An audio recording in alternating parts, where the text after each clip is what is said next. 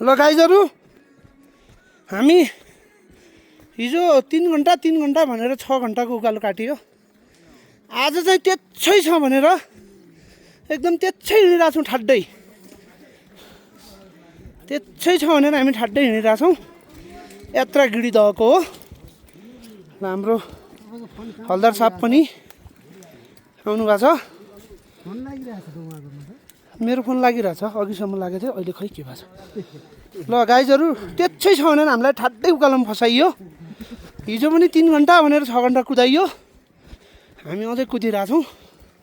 अब यो गिरिदह भन्ने कस्तो रहेछ अब हेरिन्छ। अब 1 घण्टा 1.5 घण्टामा गाइजहरू। ल हामी त्यच्छै बाटो हिँडिरहेछौँ है।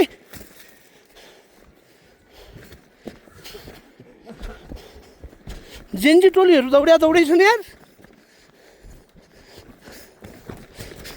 ए जेन्जी टोलीहरू, जेन्जीको दाइलाई पर्ख्याउने यार तिमीहरू यार। ल जेन्जी टोलीहरूलाई भेटाउनै गाह्रो भइरहेछ। हाम्रो अङ्कलको च्यानलमा चाहिँ लाइक कमेन्ट सब्स्क्राइब गरिदिनु होला। धन्यवाद सबैले गरिदिनु होला। ल गाइस हामी चाहिँ अब अलमोस्ट हाम्रो गन्तव्यको नजिक पुगिसकेका छौँ। गाइजहरू जानु होला हामी देखाउनेछु हजुरहरूलाई त्यहाँको। गाइजहरू यो भिडभाड देखेर म काइल छु आज है। ल हेर्नुहोस् एकदम भयङ्कर भिड छ। यो गिरिदह भन्ने चिज कस्तो छ गाइजहरू हेर्नुहोस्। ल हेर्नुहोस् बाटो खाली छैन। हिजो 3 घण्टा भनेर 6 घण्टा उकालो कुदाइयो। आज त्यच्छै छ भनेको हेर्नुहोस् गाइज। त्यच्छै भने यस्तो रहेछ।